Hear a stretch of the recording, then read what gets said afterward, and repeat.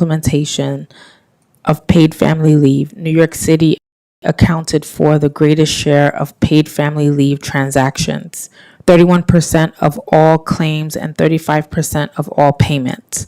However, these percentages are less than the city's share of the state's overall population and private sector employment during those years, which was 43% and 48%, respectively.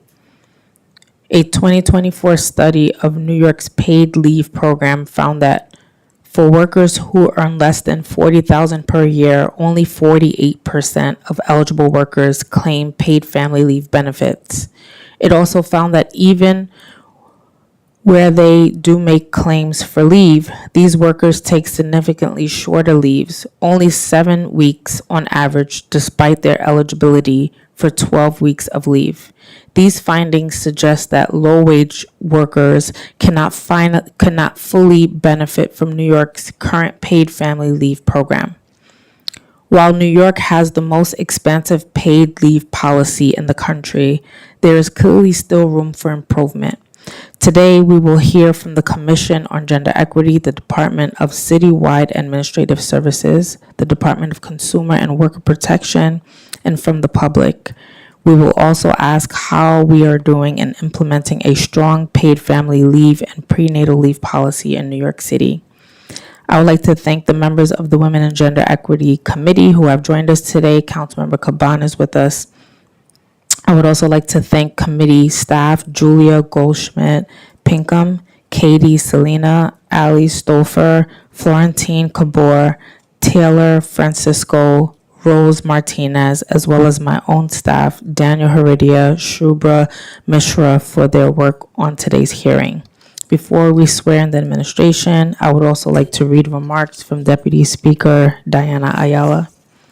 Good morning, and thank you, Chair Lewis and my colleagues on the Women and Gender Equity Committee for giving me the opportunity to speak today at this important hearing. I am proud to sponsor preconsidered T225-4108, which would require the Department of Health and Mental Hygiene to provide several kinds of maternal health-related information to two populations.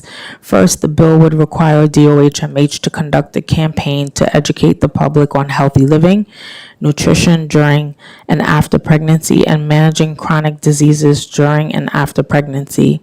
Healthy living and proper nutrition during pregnancy are vital because they ensure proper fetal growth and development.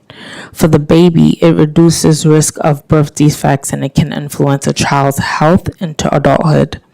For the mother, it reduces the risk of complications. It can also lead to easier postpartum recovery, and it can improve their energy and well-being.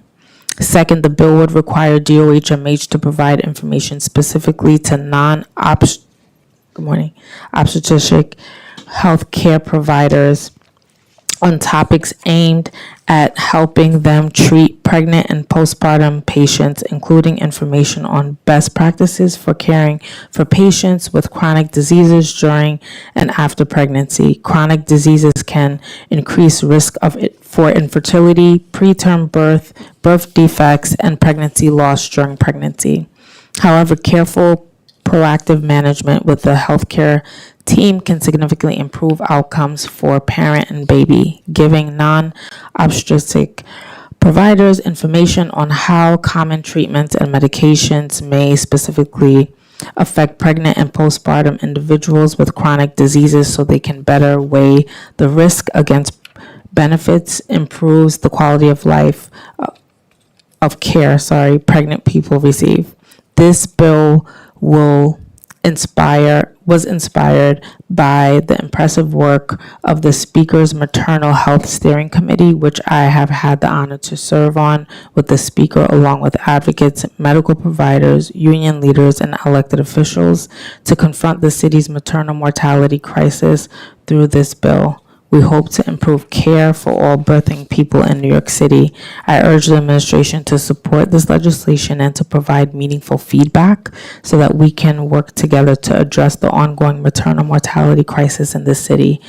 I thank the chair again for holding today's hearing and for providing me with time to the statement on this important topic.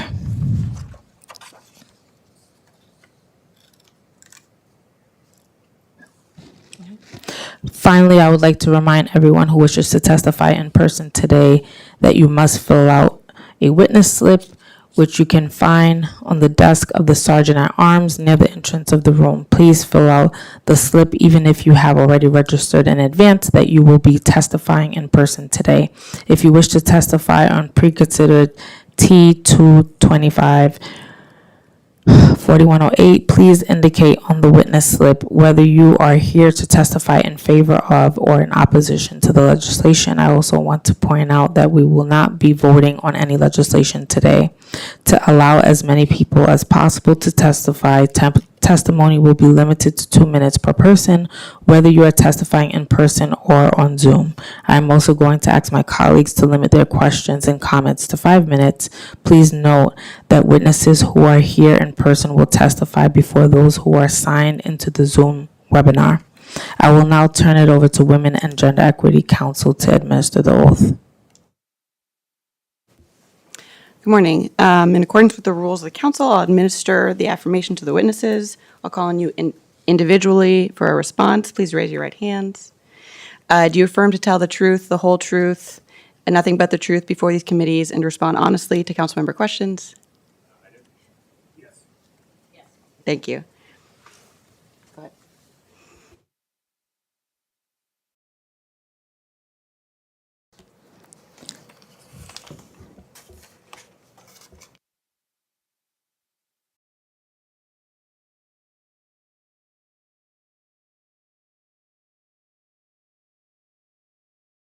All right, you all may begin. Thank you. Good morning, Chair Lewis and members of the Committee on Women and Gender Equity. I'm Daniel Pollack, First Deputy Commissioner at the Office of Labor Relations. I'm joined by Elizabeth Wagner, First Deputy Commissioner for the Office of Labor Policy and Standards, the Department of Consumer and Worker Protection, and Ali Rasulinejad, Assistant Commissioner for Strategic Planning and Services at the Department of Citywide Administrative Services Division of Human Capital. Thank you for the opportunity to testify today on the paid family leave and parental leave benefits available to the city workforce. As with any other leave benefits, paid parental and family leave is a term and condition of employment that must be bargained with unions representing city employees. The past decade has seen tremendous progress in providing parental and family leave benefits for city employees through the collective bargaining process and through mayoral action for non-represented employees. As these benefits have been bargained with various unions, some differences in different employee populations have emerged. I'd like to take this opportunity to summarize some of the different iterations of paid parental and family leave benefits that we've established over the last decade or so for city employees. Non-represented city employees, which would be managers and other non-represented employees, were the first group to receive a paid parental leave benefit in 2015, when they became entitled to 6 weeks of fully paid parental leave. In February of 2024, this benefit was expanded to 12 weeks of fully paid leave, and these employees were also opted into the state paid family leave program, which I'll talk about next. The majority of the city's civilian, that's not the uniformed forces, employees are covered through the state's paid family leave program, which applies to city employees and titles represented by unions that have bargained to opt into the benefit. So, it's different than in the private sector where presumptively the paid family leave benefit applies. With city employees, the unions have to just bargain to kind of opt in. They affirmatively say they want to be part of this benefit. So this benefit is funded through a small payroll deduction determined by the state and provides up to 12 weeks of job-protected paid time off to bond with either a newly born, adopted, or foster child, or the care for a family member with a serious health condition. The benefit also applies when a family member is deployed overseas in a foreign country on active military duty. Eligible employees taking paid family leave under the state program receive 67% of their average weekly wage, up to a maximum of $1,177 per week. Benefit can be taken intermittently for up to 60 workdays in total. Benefit can be taken intermittently for up to 60 workdays in total. The premium deduction rates, so what an employee pays on just collective bargaining units, more than 90 have opted into the program. So most unions have looked at this and said that they do want to participate and opted in. As to utilization, there have been 21,950 paid family leave claims since the program's inception. According to our insurer, MetLife, since January 2025, so year to date, there's been more than 2,800 PFL claims filed.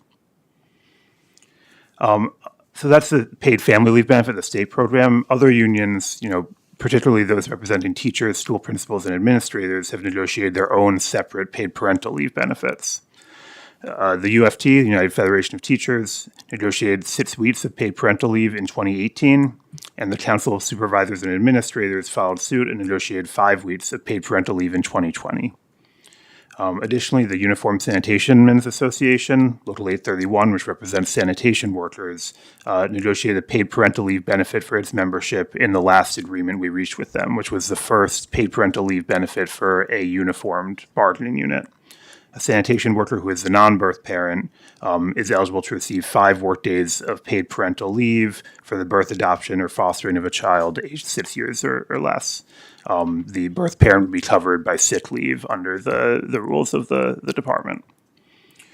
Including all these programs, so the PFL and the paid parental leave, different iterations of that, approximately 75% of the city's workforce is covered by some form of paid family leave or paid parental leave, which reflects the tremendous progress that the city, in partnership with our unions, has made over the past decade. A decade ago, there was no parental leave benefit at all or family leave. So, we at OLR, along with our partners at DTAS and Pfizer OPA, who we work with to administer this benefit, are proud of our progress in creating these benefits, are proud of our collaboration with city unions to get this done. This was a topic that, since the PFL program was launched, every union that we've met with, we've talked to them about what the benefit is, whether they were interested in it, really talked through the benefits, and each union then had to make their own decision about whether this would be in the best interest of their members. We always remain ready and willing to discuss these programs with any union in future collective bargaining and, any modifications or adjustments that a union would be interested in exploring. Thank you for the time, and I'll be happy to address any questions the committee has.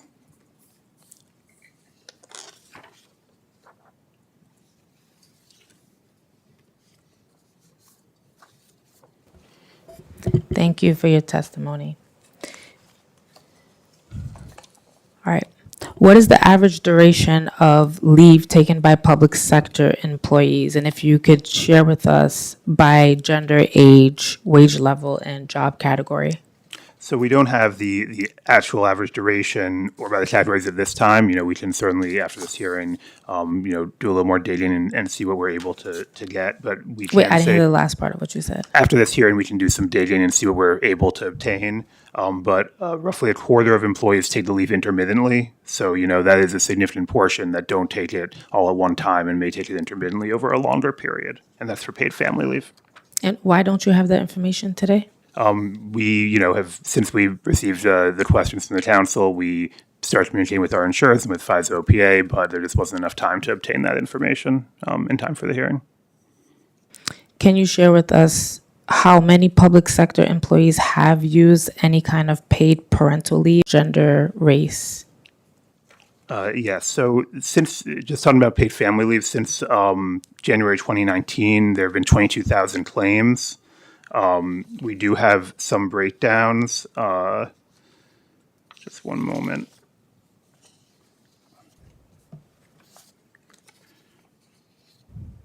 So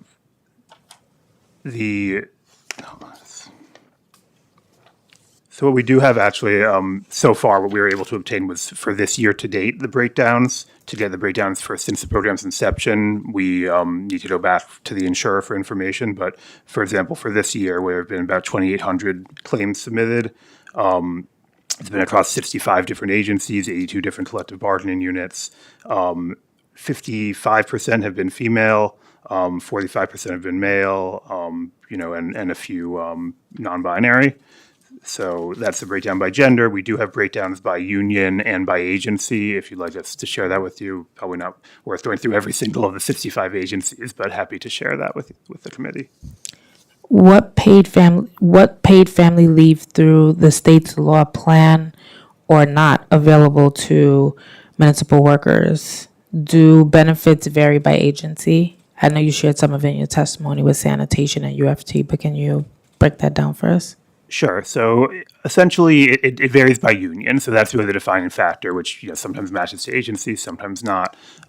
And it varies for a couple of reasons. First of all, just regarding the state program, a union can opt in or not. So there's a group, 25% of city employees, their unions have decided that this isn't a benefit that is worth it for their members and have decided not to opt in at all.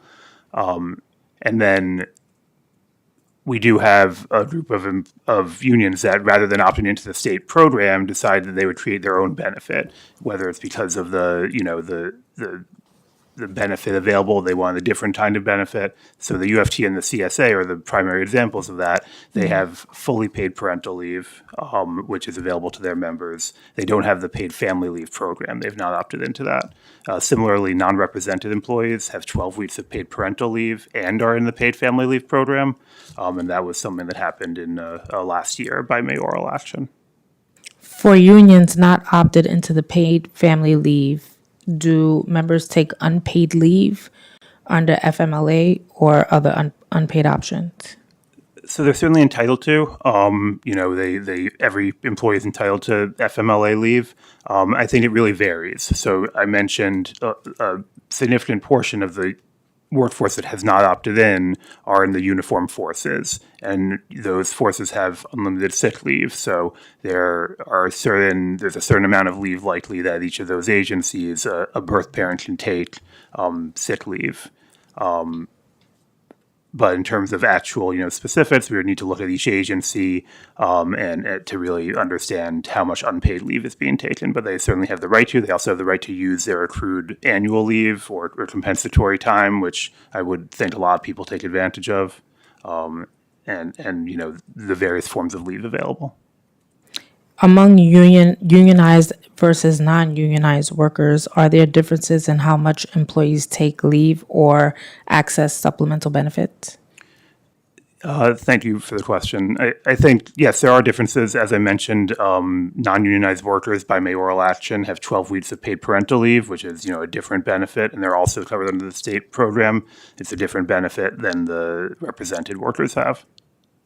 Okay. Women often pay a motherhood penalty for taking time off to care for children, while men can receive a fatherhood bonus because of this unconscious societal expectation that mothers can be caregivers while fathers are not expected. Do you track career outcomes after leaves of absences? And what agencies would be best placed to work on this particular issue? Just to clarify, is this a question related to the municipal workforce or to the kind of broader city workforce, including the Municipal private workforce. sector? Okay. So that's not something OLR tracks in any way. I'm not sure if my colleague at DCAS has anything to add. Thank you, Chair. Yeah. That's not in terms of outcomes of folks who have come back from PFL or PPL. We don't necessarily track their career progressions as they go on. If there were, certain groups that you were interested in looking at, we could try and see how those titles might, any data within those titles, how they might progress. How does the agency recommend employers work to make sure that women receive equal opportunity for advancement, based off my last question? Thank you again for that question. So at DCAS, I guess I'll take a step back and provide kind of like the larger context. We provide, I don't know if I'm speaking into this.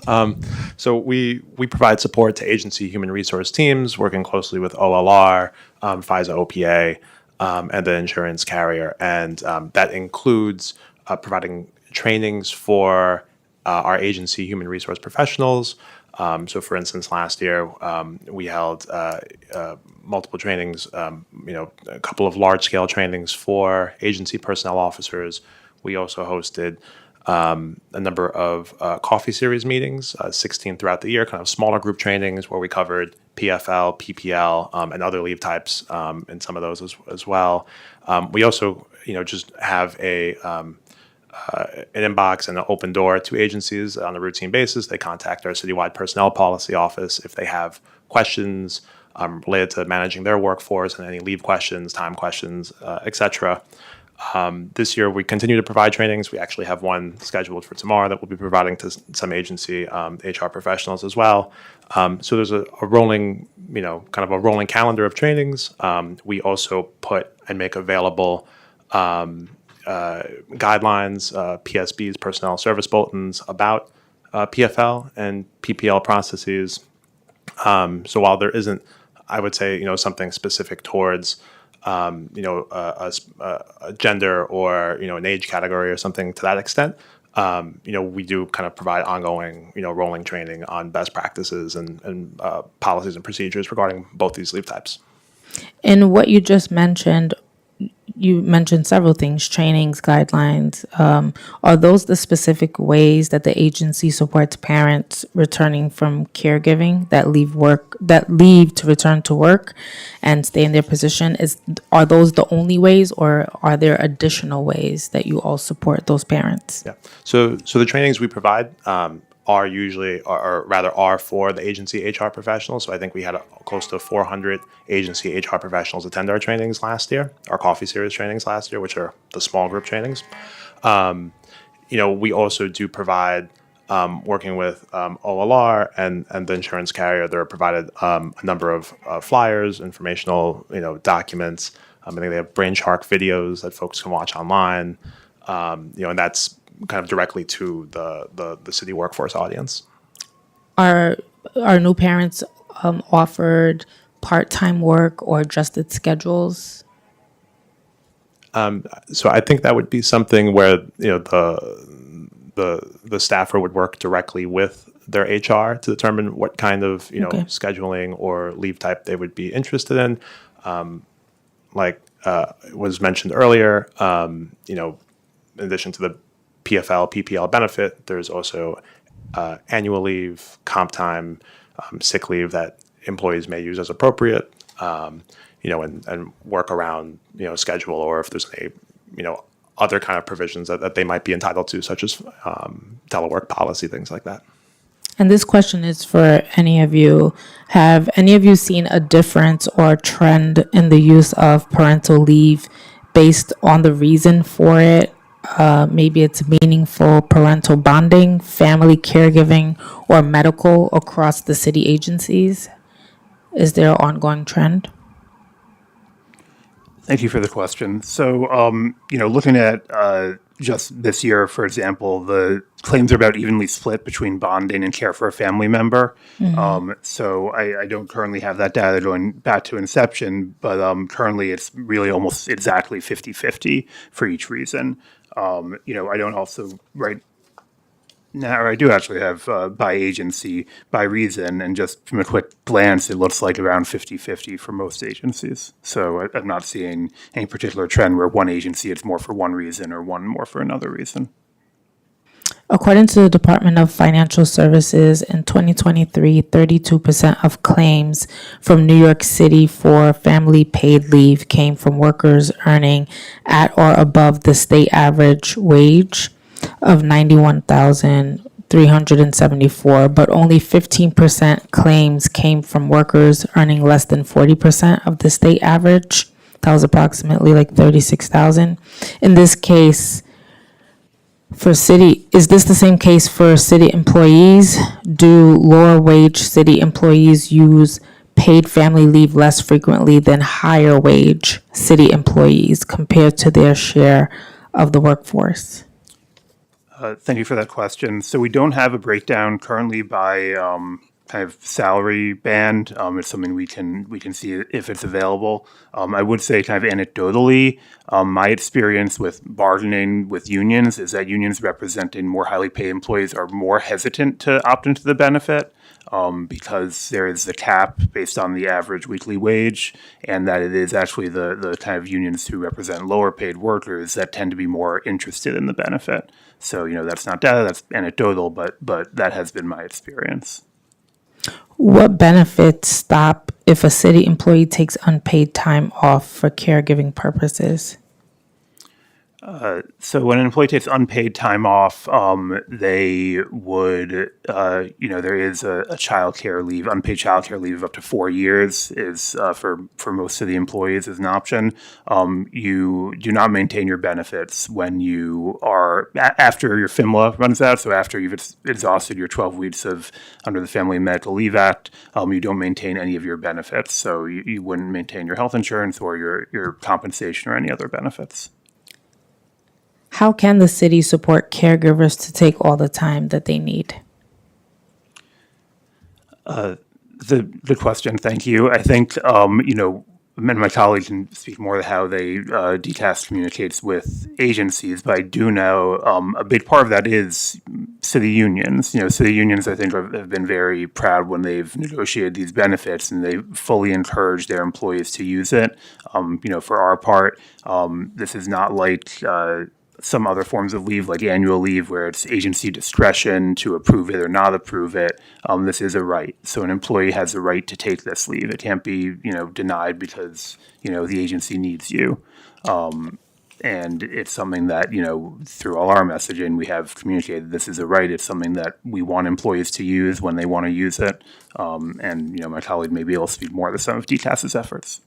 Yeah, thank you for that. I think there are, when agency human resource teams reach out to us, we run through with them a number of possibilities for the given, for the staffer who might be interested in discussing their leave benefits with the agency.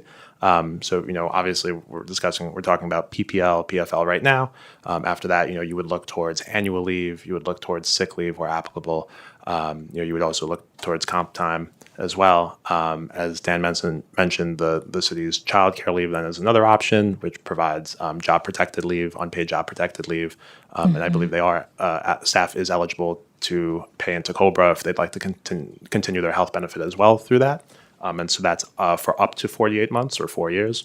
You could also look at a leave of absence, and some employees who contribute to one of the sick leave banks may also be eligible to take out sick leave, to take out leave from the banks as well. Thank you. We've been joined by Councilmember Gutierrez.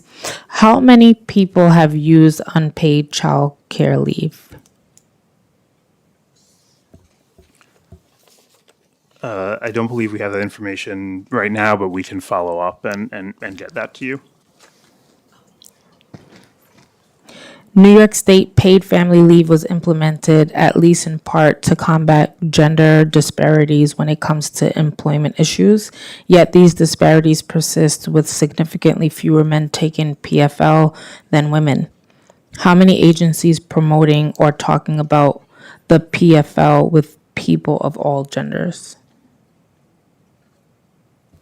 Thank you for that question, Chair Lewis. I will say that I think the city seems to be, at least from this year's data, doing a good job on that front. As I mentioned, about currently this year, about 55% of the claims are female, about 45% are male, and I think the workforce generally, the city's workforce generally, is majority female. So I think those numbers are probably pretty consistent with the total city workforce. So whatever disparity there is in the private sector, it seems, at least from this year, that you're not seeing that in the city.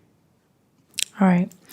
This question is for DCWP. How many complaints or violations about prenatal leave have been reported in New York City? And if you could also share any patterns by industry, wage level, or employer size. So just for background to answer the question, the city's paid safe and sick leave law, which has been in existence for almost 11 years now, allows workers to use their paid safe and sick leave for prenatal care reasons. That has been the case since the inception of the law. What changed in January of this year was the state added a separate bank of paid prenatal leave. That's in addition to the 40 or 56 hours of regular paid safe and sick leave, the additional 20 hours for prenatal care. So when that went into effect, we began tracking complaints based on that are just about prenatal leave. We've gotten 13 since January. our sort of typical practice in those cases is to talk with the worker and with the worker's permission, once we get a sense of what's going on, to reach out to the employer to inform the employer, the law just changed. There's this separate bank of leave. Usually what employees are saying is, they're making me use my regular sick leave bank instead of this separate new bank of leave. And that tends to resolve it. The employers, aren't necessarily aware that the law just changed. And so that's how we typically handle those. Is the agency creating some type of campaign or structure to make sure that everyone is aware? Yeah, we've done a great deal of work on this. Obviously we were very excited, when the law changed. It's something that employees really need, so that they're not using up all their sick leave, going to obtain prenatal care. So when the law changed, in addition to, altering our internal procedures to make sure we had a system for fast tracking those investigations and those, handling those complaints to make sure we're able to help the person while they're pregnant and able to immediately access that bank of leave. We've also updated all of our employer materials. So employers are required to give employees at hire and also post on the wall a notice of employee rights that we publish. That's about their right to paid safe and sick leave. We added prenatal leave to that. So it's clear to employees at hire and then available to them, on the wall, what their right to paid prenatal leave is. We also have done extensive outreach work to ensure that New Yorkers are aware of their rights. In 2025, we conducted 190 worker events that includes presentations, tablings, canvassing, reaching about 26,000 attendees. We've conducted 98 presentations, reaching 6,000 New Yorkers, including information on the right to paid prenatal leave. We also held a day of action where our team visited some of the busiest transportation terminals and distributed information in our Worker Bill of Rights to more than 6,000 New Yorkers. Our Worker Bill of Rights contains information about paid prenatal leave, as well as paid family leave and all the sort of key employee rights that people have. We've also done outreach to lawyers that represent employees and employers to make sure they're aware of those rights. That includes things like publications in the New York Law Journal, presentations to lawyer groups. And then we've sent out email blasts to 59 community boards and over 1,700 community organizations and business associations to educate and remind New Yorkers of the right to paid prenatal leave. So this is really important to us that people are aware of this right. So it appears that there's a mechanism in place, but I'm thinking about the employee that is not tapped into the community board, didn't attend the workers' rights events, and all of that. How can they submit a complaint or a claim for Right. that person that's not involved, that's not civically engaged, it's not reading the information right there on the wall? How else can they make a complaint? Absolutely. So by calling 311 and saying sick leave, that's one of the key words, or prenatal leave, they're going to get routed right to our intake line. And they can speak to a live person who can explain their right to prenatal leave and get that complaint fast-tracked to an investigator who can get in touch with the worker. And again, we're fast-tracking those, so it's going to be getting to an investigator that same week to get in touch with that worker. People can also just Googling the information. We're at nyc.gov/workers. And we have information on our website where people can learn about their rights and file a complaint online. So we try to make it as easy as possible for people to reach us. You mentioned 13 complaints. That's right. To date. How many workers have reported retaliation? Is that within the 13? The 13 complaints, does that include reduced hours, termination after requesting or using paid leave? So on our paid prenatal leave cases, those tend not to be, or those haven't been retaliation cases. They're making me use the wrong bank kind of situations. Okay. We certainly do get retaliation complaints for paid safe and sick leave generally. Not necessarily specific to, these specific complaints about this new right. That does happen. We take retaliation very seriously. We also fast track retaliation complaints where the worker wants to be returned back to their job and reinstated. We do have the power to, through our enforcement processes, require an employer to reinstate a worker when they fired the worker in retaliation for using paid safe and sick leave.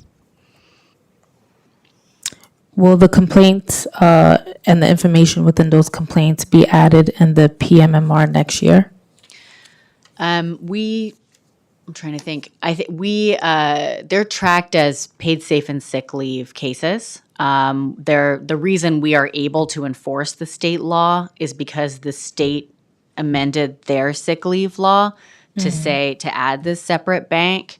And so our city sick leave law says whenever the state offers a higher benefit, it's automatically incorporated. And so it's all within the category of sick leave, and that's where those would all be subsumed. However, we do on our website independently report all allegations we receive in complaints, and so those breakdowns would be in the report we publish on our website annually. All right, I'm going to hand it over to Councilmember Gutierrez who has questions. Thank you so much, Chair. Thank you all for coming. I'm going to ask a couple of questions, and I apologize if they were asked already. And I think Chair Lewis may have referenced this in her line of questioning. Do you have a sense of the data for eligible workers in New York City? How many of them are actually using the paid family leave and prenatal leave? Do you have a sense of that?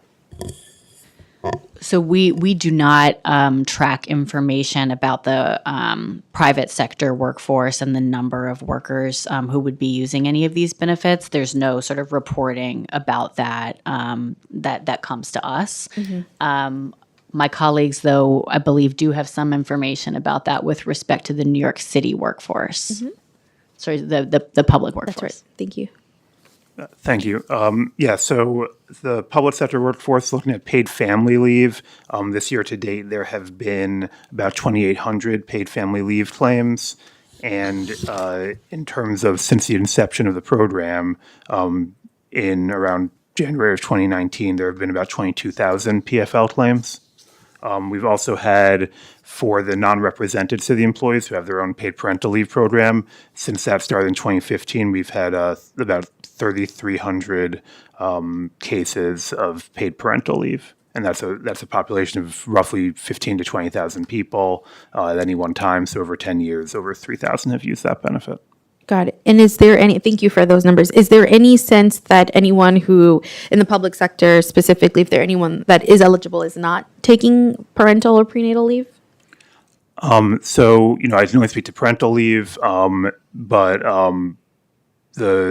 there's nothing that, I'm aware of out there that would indicate it. I think, again, anecdotally, the paid parental leave that's available to non-represented employees, my experience is almost everyone takes it. The paid family leave, I think, there's more of for employees, there's more of a, calculation of, is it worth it given that it's not kind of a full wage replacement, it's at 67% of your wages. Okay. And then my next question is for city agencies. Is there a way that they are integrating or sharing data with the state to track the paid family leave and prenatal leave usage? Thank you for the question. Just for point of clarification, the prenatal leave law doesn't apply to city workers. It doesn't apply to the public sector. So we can really only speak to paid family leave and paid parental leave. In terms of whether we share information with the state, I'm not sure if my colleague from DTAS is aware of it. We do have an insurer who participates in the state program, so I think it may be shared through the insurer, but I'm not aware if we directly share it. Yeah, I think it's through their insurer that it's shared. Okay. Is there any technology gap preventing us from understanding the full level of compliance in New York City? Is there any issue operationally there? Any challenge? I think my hesitation in saying that there's no barrier would be I'm just not sure that anybody is reporting that to any We don't know agency. what we don't know yet. And it strikes me as potentially quite burdensome to have such a requirement or such a reporting requirement. Yeah. Burdensome for the private sector? Is that Yes. okay? And then my last question is regarding, I was able to read the testimony, really encouraged by, and I know that this is obviously up to the individual unions and their negotiations. So I just have like a general question, but I am encouraged by, the Sanitation Association, the teachers, UFT, CSA. I'm obviously encouraged by that. Obviously, we want to see more. What I didn't see here, I didn't hear in the testimony was for the police department. Do you know, or can you share if there's some sense of negotiation for extended periods of prenatal leave or family leave for folks in the police department?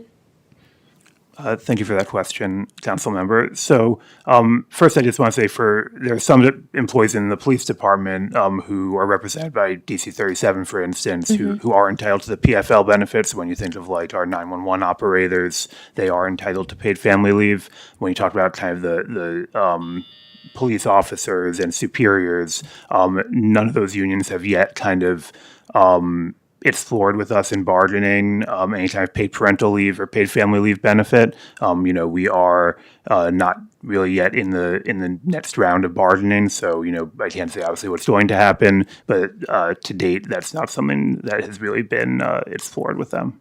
So I'll just thank you, and thank you for your response. I think that that's right. I will just say this because it's important, I think, for us to have it on the record in conversations with members of the PD, police officers, for example, many who are women and do need this time off, and many who are spouses and partners, that is a desire, and that is not for anyone here to figure out, but I do want to make sure it's reflected in the record when those negotiations do come up, because that is just the reality. We are also seeing more women in the workforce, so naturally this is a benefit that we want to expand to PD as well. So thank you all for your responses. Thank you, Chair. A few more questions.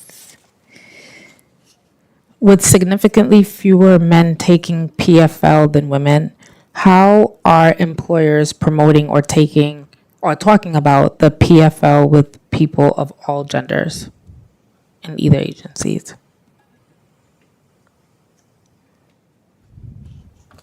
Well, thank you for that question again. So I guess I would say, one, besides the outreach we've discussed to our, agency human resource professionals and the trainings we do for them and the materials that are posted online and, written and in video format, thanks to actually the council's leadership, we've implemented career counselors at each agency. And so, folks who are interested in kind of discussing the impact of leaves on their career and their future trajectories can work with their career counselors on that. Sorry, can you repeat the question? I want to make sure I'm not getting off track.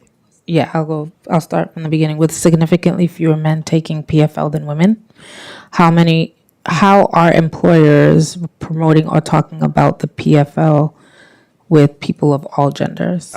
Thank you. So, employees are welcome to obviously speak with their career counselors who then engage in follow-up as mandated by the local law with the employees who reach out. As well, the city is conducting, in partnership with OLR, conducts multiple surveys of the workforce, including an upcoming caregiver survey, and collecting feedback on the experience of our workforce. Have either of your agencies received any feedback surrounding restrictions of the PFL program? My agency has not. I haven't heard. No. No. In what ways can the PFL program be improved to better protect and enhance the daily economic lives of New Yorkers? Thank you for that question. I think, it really depends. I think one thing you see with the city workforce that I've tried to focus on is that, there really are a lot of we have so many different groups of employees, all with different needs. And, I think the reason the law left it up to each individual union was that they each have their own priorities and their own kind of like thoughts about what their members need based on what they're hearing from their members. Just there is always room for improvement and modification. As an example, the United Federation of Teachers, the initial benefit was that if you had two parents who were teachers, if both parents were teachers, that they could only take a total of 6 weeks combined, even though a single parent could take 6 weeks. So it was essentially they had to decide, would one take all 6 weeks, would one take 4 weeks and the other 2? In our last agreement, we modified that to make it 12 weeks so that they could each take the full 6 weeks. Right. So I think we're always open to modifications and changes and improvements. But, generally, we really try to defer to the unions on what they're hearing from their members that would kind of enhance the benefits in a way that they're interested in exploring. Thank you. Do you have any more questions? No. All right. So thank you all for being here today and for being a part of this conversation. Your panel is excused. Thank you.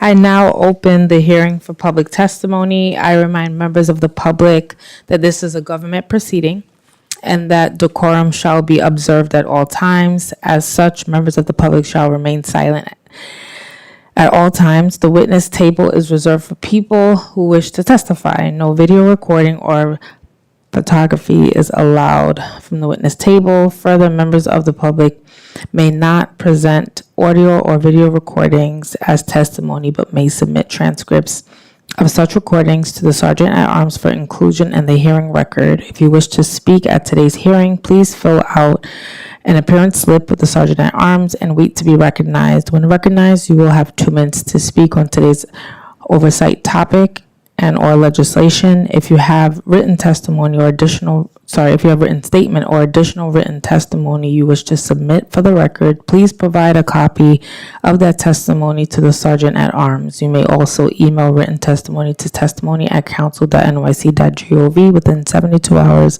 of this hearing. Audio and video recordings will not be accepted. I would like to call the first panel.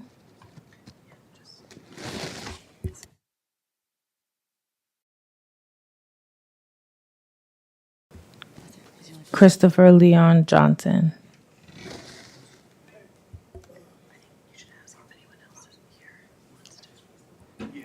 And also, is there anyone here that would like to testify?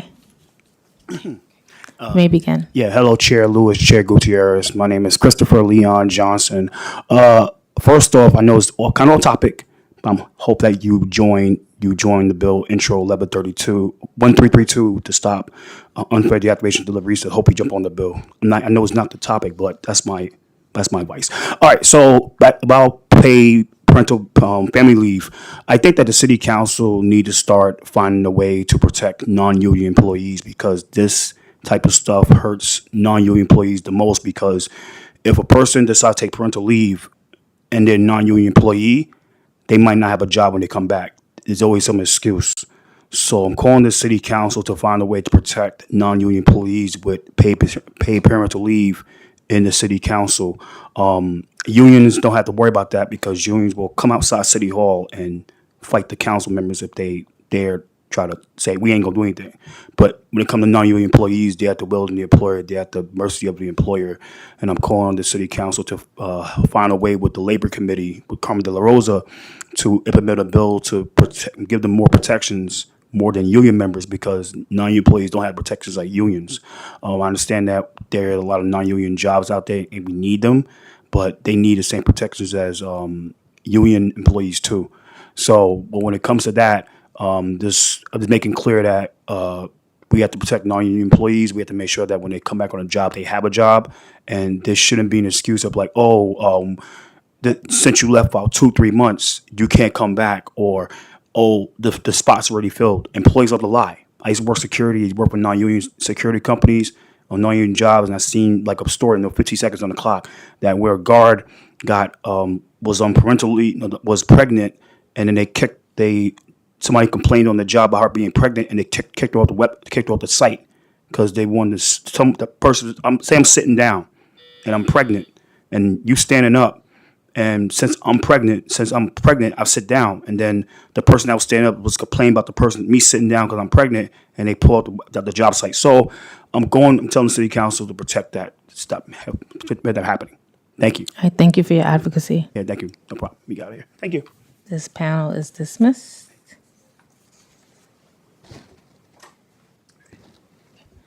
Seeing no one else is here to testify,